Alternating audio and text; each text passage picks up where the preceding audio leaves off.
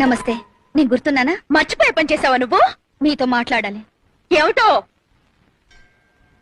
మీ వారిని పెళ్లి చేసుకుందాం అనుకుంటున్నాను. ఓసిని అఘాత్యం కూలా, నీకు నా మొగుడే దొరికాడటే, పైగా నా మొగుడిని పెళ్లి చేసుకుంటానని నా దగ్గరే చెప్తావా? నీ గుడ్లు పీకేస్తా, నిన్ను నిలువునా పాటేస్తా. మీరు ఇలా ఆవేశపడ్డంలో అర్థం ఉంది. అర్థమా? అర్థం ఉన్నారా? మీరు కోపం తెచ్చుకోకుండా నేను చెప్పేది వినండి. ఆ తర్వాత మీ ఇష్టం వచ్చినట్టు చెయ్యండి. త్వరగా చెప్పాడు. నేను మధుని అంటే మా వారిని. ప్లీజ్ నేను చెప్పేది వినండి.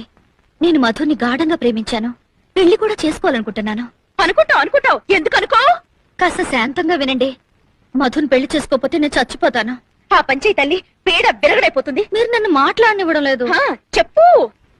డబ్బుందన్న అహంకారంతో కాదు, మధు మీద నా మమకారంతో చెప్తున్నాను. మధుయే కాదు, మీరు పిల్లలు కూడా సుఖంగా ఉండాలి. అందుకని మధుని పెళ్లి చేసుకోవడానికి మీరు అనుమతిస్తే మీకు ₹1,00,00,000 ఇస్తాను. ₹1,00,00,000?